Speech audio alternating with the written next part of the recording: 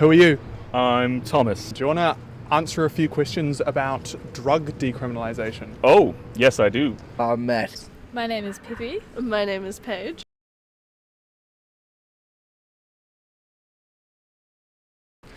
Do you guys do drugs? Paracetamol. Nothing illegal. I indulge in a few. I don't really want to speak of them if that's alright. I've been smoking it all my life, and I've still got most of my brain cells going on.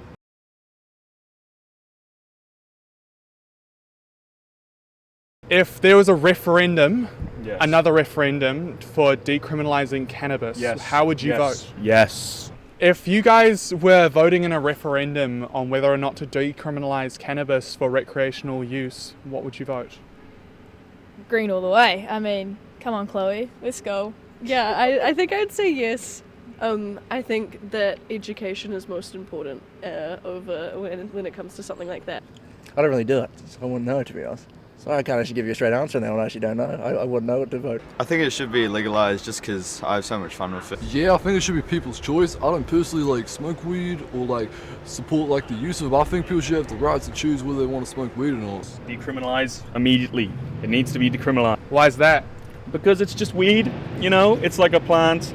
I've been smoking it all my life, and I've still got most of my brain cells going on. It needs to be in prison for marijuana. That's crazy.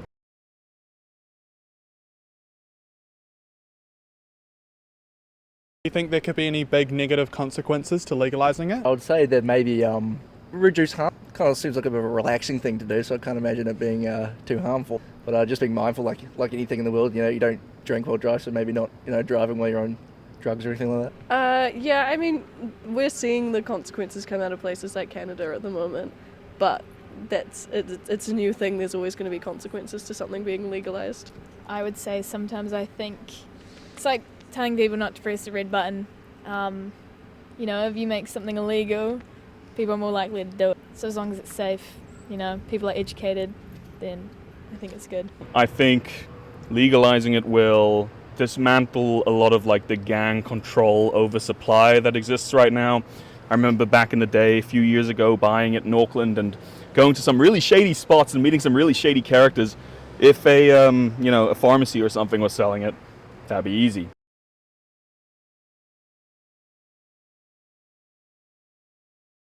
Do you think that cannabis can sometimes be a gateway to more harmful substances? Dunno. Depends who gets their hands on it. I think around the wrong crowds, it can definitely be used as a gateway. I don't think so. Maybe a few, but I don't think it should be too much on the negative side, and it should contribute more to the medical side too. I think that's a pretty common narrative about. I'm not too sure about that. I don't think if that's very much true. I know I've been into it for many, many years, and I've never had any sort of intention to move on to the stronger stuff, but that's just an individual experience, so who knows? I think it technically could, but I don't think weed is necessarily a gateway to other substances, because I know lots of people that just smoke weed, they don't take anything else. And also, people get addicted to weed anyway, so I don't see what difference it's going to make to legalize it.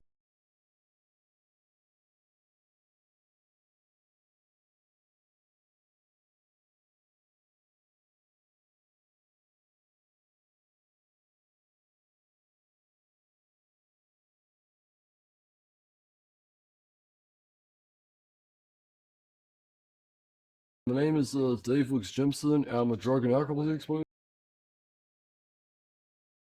Well, some of the biggest issues around drugs and alcohol is whether or not people want to legalize it or not, and also it's some people are concerned that it might be a gateway drug to other more harmful substances such as psychedelics, opioids, or other such drugs and narcotics. And there's been quite a bit of debate about it. So those are the biggest issues in my personal opinion. Well, the main issues that concern our department about the use of cannabis is illegal distribution of cannabis, and also how it's distributed illegally by gangs and stuff like that, and other criminal elements that is not safely dispersed by anybody. There may also be I don't know, weed kind of sprayed with pesticides and all of that stuff. And yeah, those are some of the biggest issues. So we want to see if we can kind of distribute it in a more safe way by legalizing it. Well, according to statistics, 80% of under 18-year-olds, so that means children and teenagers, vape apparently. And because of that, we are trying to see if we can relocate vape shops and make like permits and kind of zones where they cannot be. It's like where they can't be 100 feet within a school, so that children and young people can't go to these vape shops. We also have like ID requirements, so that if someone wants to buy a vape, they would need an ID to prove that they're over 18 to buy such a thing.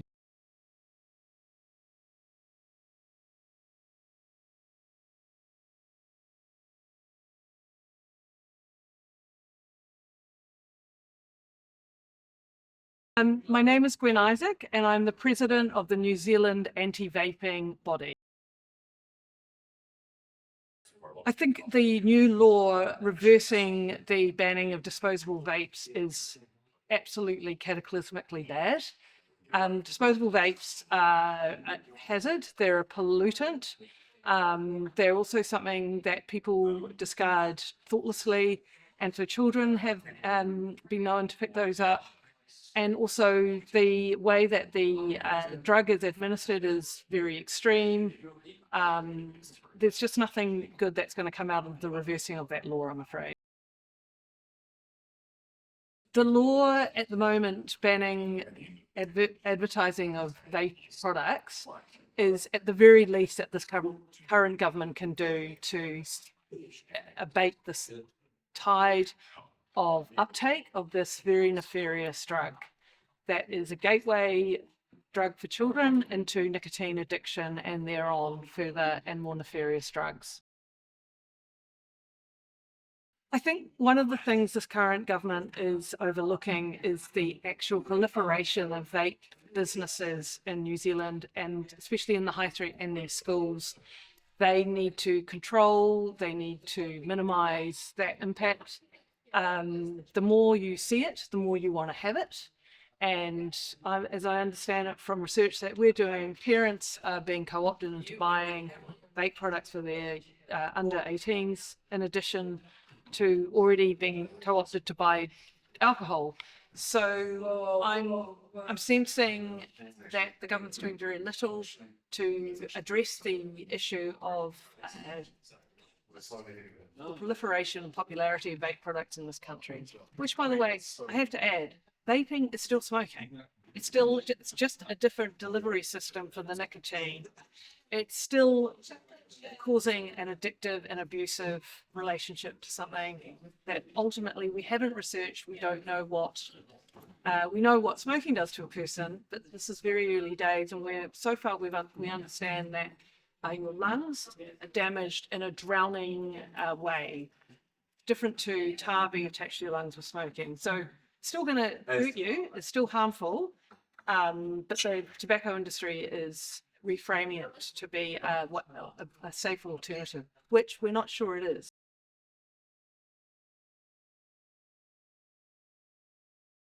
What we've discovered in New Zealand is that by controlling substances, we're able to mitigate the harmful effects of them more easily. So yes, we need to control the distribution and the production of cannabis in the way that we've seen in California and Canada especially, where the government can then be in control of how that is purchased. In addition to the government being able to derive a tax from the purchase, any income from the product, which then goes into any harmful effects it produces down the line. There is a lot of debate around whether or not legalizing cannabis will instigate a more sort of informal attitude towards the harmful effects of the drug, and this is true. But by having a conversation with the people who grow it, manufacture it, create a business out of it, we can then see where it's going, we can see the effects of it. At the moment, it's in the hands of gangs in New Zealand who are gaining all the profit, but they're also causing all the harm. And there is no doubt that there are some beneficial qualities to cannabis that are not being widely enjoyed or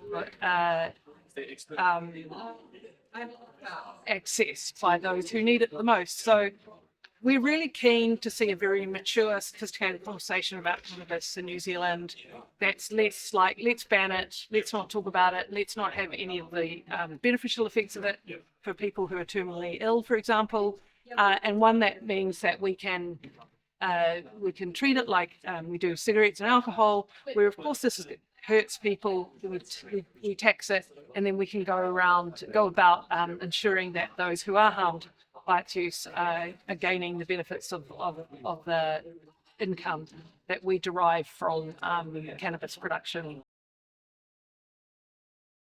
If we compare cannabis commercialization to alcohol commercialization, what we do see is we see more on the high street.